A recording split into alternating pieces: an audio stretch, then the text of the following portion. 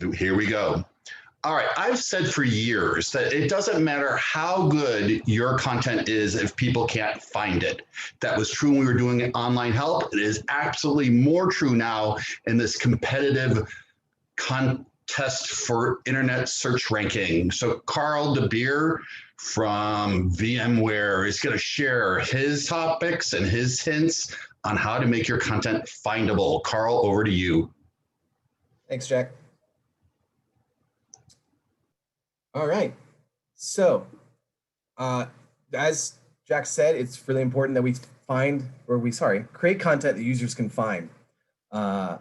So who am I and why should you listen to me? I'm Carl DeBeer. I'm manager for the information experience team at VMware. I've been working on SEO-focused documentation for the past 2 years, and VMware has made it a priority for the past 3. What is SEO? Well, search engine optimization focuses on winning the battle for search engine results. Any search engine wants to provide the best results, users want the correct results, and we want to be the ones giving those results. So the strategies I'm going to present will help you ensure that your content can be found. Now, I'm going to focus on Google because everyone uses Google to find content. Every second, 79,743 searches are made. So it just makes sense to talk about Google's algorithm when you're focusing on SEO. So there's a 4-point strategy to make Google notice you, right? You need to make sure that is your content relevant to the query? Can Google crawl your content? Do you have internal links related to the content? And do you have related external links to your content? And finally, is your content mobile friendly? And it's important not to sleep on that last one. A recent survey by Hitwise found that nearly 60% of all US Google searches come from mobile devices. So if you're not thinking mobile first, you're not going to win in SEO. So what makes you relevant? When it comes to relevancy, we know more than we did a few years ago. In May of last year, Google finally confirmed the long-held belief that EAT matters, and that's expertise, authoritativeness, and trustworthiness. These are the areas where your content will win, but that's only if you focus on those 4 previously mentioned strategies. So once you have it crawlable, there's links, and it's mobile friendly, then you focus on these 3. So I want to kind of walk you through where we started in this journey. A few years ago, we rebranded our product from AirWatch to Workspace ONE UEM. And we started getting feedback from our customers that they couldn't find our content. Specifically, they couldn't find our release notes. So we went and dug into the data. We used to answer the public to see what queries customers were making. And as you can see here, on the left is the Workspace ONE UEM queries, and on the right are all the AirWatch queries. So even though the rebranding was 3 years ago, customers are still calling us and searching for AirWatch. But this was just one website, so we decided to dig into more tools. So we went to the Google Search Console, and turns out all the queries in Google's were showing us the same thing. The majority of our impressions were AirWatch impressions and not Workspace ONE UEM. So how could we fix this? Well, we kind of lucked out. The full Kludgy product name of Workspace ONE UEM is actually VMware Workspace ONE UEM powered by AirWatch. And that phrase right there, powered by AirWatch, that was the solution. If everyone's searching for AirWatch, let's bring AirWatch back into our name. So we started adding the full product name to our content, the powered by AirWatch phrase. And as you'll see, we also added it to our titles and short descriptions, which we'll go over later. So did it work? Well, our customers thought our content was relevant. We had a 39% increase in page views. We were more noticeable with a 2,189% increase in impressions and a 707% increase in clicks to our content. This increase in impressions meant that people were visiting our content by simply adding the full product name to our release notes. We greatly increased our presence in Google search results. So I hope this helps illustrate why it's important for you to consider SEO when you're making your content. And then more importantly, baking it in when you're authoring your content. It's much easier to include these strategies from the get-go than to go back and apply them, but it still can be done. So what are the 3 big items for content SEO? it's pretty straightforward. It's titles and short descriptions. You need to ensure that they're relevant. You need to author your content with clear, plain language, and you need to reduce the amount of redundant content cluttering your search results. That's it, those 3 things. So let's walk through it. Google cares a lot about your titles and short descriptions. It actually judges your book by its cover. The search results will show the title and the short description. This is how users are going to evaluate your content before even clicking it. So the better the title and the short description, the easier time users have finding your content. And I think this quote from David Ogilvy will really help. 5 times as many people read your headline as the body content. So when you're writing a title, this isn't just an item on a checklist of a new topic. It's something it's the first step in making useful content that customers can find.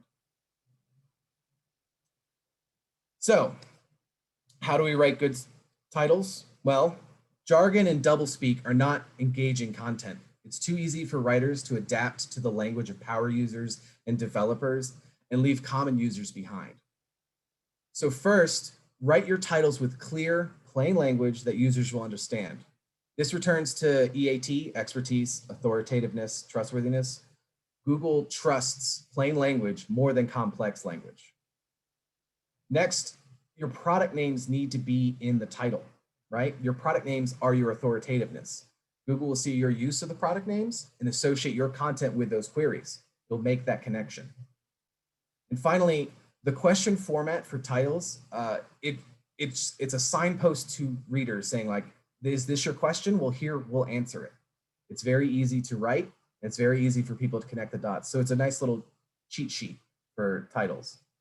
Some additional tips. The second person in titles is more engaging. The easy questions to understand are more engaging. And finally, you need to stop using generic, meaningless words like overview or introduction in your titles. Those were important for books, but are not important for online help. So just to kind of show an example of what I'm talking about, look at this list. Which one of these would you click? You know, you have some authoritativeness here like Joann's, that's a regional craft store. They're gonna have authoritativeness when it comes to learning to sew. There's some that have kind of like, oh, here's some beginning tips. But none of these really are gonna grab. These aren't gonna be the best search result. This one is the winner. Sewing for beginners, everything you need to learn to sew. It has clear, plain language. The product, Sewing for Beginners, is in the title. It answers the question, right? This is everything you need to learn to sew. So that's the kind of title that's going to win the search results without being clickbait of like 5 easy tips or things you didn't know you needed to know. So let's move to the short descriptions real quick. As I mentioned previously, short descriptions help users find that content, right? It's the second part of a search result. Now, a good short description needs to be brief, clear, and engaging. Again, clear language and product names. You need to have around 2 sentences with 50 words, and it needs to clearly explain what the topic will cover, but also why someone should read your content. That's the part that a lot of people leave off. And also use the second person for engagement. So if we go back to that previous example, right, that Sewing for Beginners, the short description's also great. It asks a question, are you trying to learn to sew and looking for lessons for sewing for beginners? Here's everything you need to know to get started. So it sets up what the topic's about and why the person should click it. It also uses second person for more engagement. So I've said it 1,000 times, clear language, what does it mean? So for short descriptions, you need to clearly explain what and why. Google prioritizes clear language over synonyms and keywords. It's because clear language is easier to read, and that's what customers and users will engage with. Also, you need to avoid generic buzzwords. All of the buzzwords and clickbait, even Google doesn't like reading those, just like us. And finally, you need a balance between micro content and covering everything that you could do. You know, I know that's kind of sacrilegious for a lot of technical communication experts, you don't have to document everything, or at the very least, it doesn't need to have its own topic. You don't need one for a button and adding the button, removing the button, editing the button. It could just be a topic on buttons. That, in fact, that actually helps with SEO because Google, there's a lot of debate over the exact numbers that you want, but you want to have topics around 1,250 words. That length adds authoritativeness to your content with Google. Sorry, I'm just double checking the questions. Some of those generic buzzwords, someone asked a really good question on that, can be stuff like overview. It can be stuff like quick start. It can be stuff like beginner's guide. Those aren't the best, and they kind of lower your trustworthiness because those are more clickbaity. So final item is reducing redundancy. The problem for technical communications is you want to document every scenario for every version for every user. And that's fine if we're not competing for search results, but when you start competing for search results, you're going to start hurting yourself.